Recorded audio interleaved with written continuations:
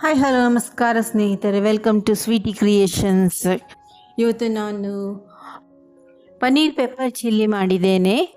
ಹೇಗೆ ಮಾಡೋದೆಂದು ಬನ್ನಿ ನೋಡುವ. ಯಾರ್ಯಾರು ನನ್ನ ಚಾನಲನ್ನು ಹೊಸದಾಗಿ ನೋಡ್ತಾರೋ ಲೈಕ್ ಮಾಡಿ, ಶೇರ್ ಮಾಡಿ, ಸಬ್ಸ್ಕ್ರೈಬ್ ಮಾಡಿ.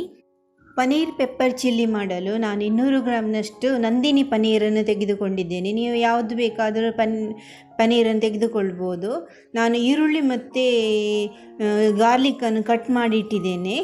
ಈಗ ಒಂದು ಪ್ಯಾನ್ ತಗೊಂಡಿದ್ದೇನೆ, ಅದನ್ನು ಬಿಸಿ ಮಾಡಿ ಅದಕ್ಕೆ 1 ಟೇಬಲ್ ಸ್ಪೂನ್ನಷ್ಟು ಆಯಿಲನ್ನು ಹಾಕ್ತಾ ಇದ್ದೇನೆ. ಅದಕ್ಕೆ ಕಟ್ ಮಾಡಿದ ಈರುಳ್ಳಿಯನ್ನು ಸೇರಿಸ್ತಾ ಇದ್ದೇನೆ.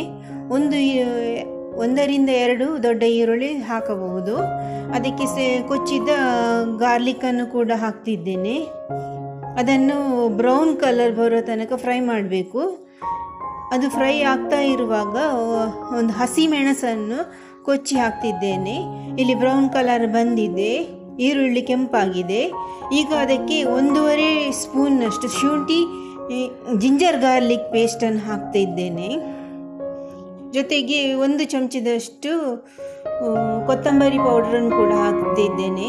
ರುಚಿಗೆ ತಕ್ಕಷ್ಟು ಉಪ್ಪನ್ನು ಕೂಡ ಸೇರಿಸುವ. 1 ದೊಡ್ಡ ಚಮಚದಷ್ಟು ಸೋಯಾ ಸಾಸನ್ನು ಕೂಡ ಸೇರಿಸ್ತಾ ಇದ್ದೇನೆ. ಇದನ್ನು ಸ್ವಲ್ಪ ಮಿಕ್ಸ್ ಮಾಡುವ.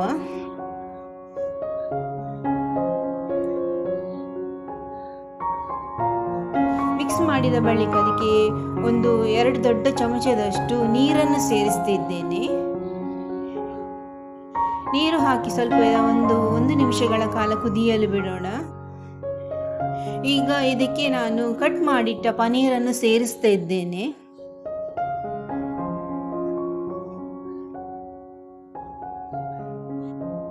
ಈಗ 1 ನಿಮಿಷಗಳ ಕಾಲ ಮಿಕ್ಸ್ ಮಾಡುವ.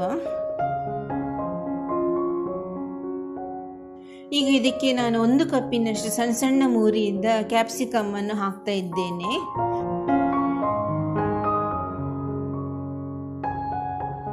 ಈಗ ಅದನ್ನು ಮಿಕ್ಸ್ ಮಾಡುವ. ಈಗ ನೋಡಿ, ತಯಾರಾಗಿದೆ ನಮ್ಮ ಪನ್ನೀರ್ ಪೆಪ್ಪರ್ ಚಿಲ್ಲಿ. ಈ ವಿಡಿಯೋ ಇಷ್ಟವಾದಲ್ಲಿ ಲೈಕ್ ಮಾಡಿ, ಸಬ್ಸ್ಕ್ರೈಬ್ ಮಾಡಿ. Thank you so much. ಮತ್ತೆ ಹೊಸ ರೆಸಿಪಿಯೊಂದಿಗೆ ಸಿಗೋಣ. ನಿಮ್ಮ ಸಪೋರ್ಟ್ ಯಾವಾಗಲೂ ಸ್ವೀಟಿ ಕ್ರಿಯೇಷನ್ಸ್ ಜೊತೆ ಇರಲಿ. ನೀವು ಕೂಡ ಈ ಪನ್ನೀರ್ ಪೆಪ್ಪರ್ ಚಿಲ್ಲಿಯನ್ನು ಮಾಡಿ ನೋಡಿ.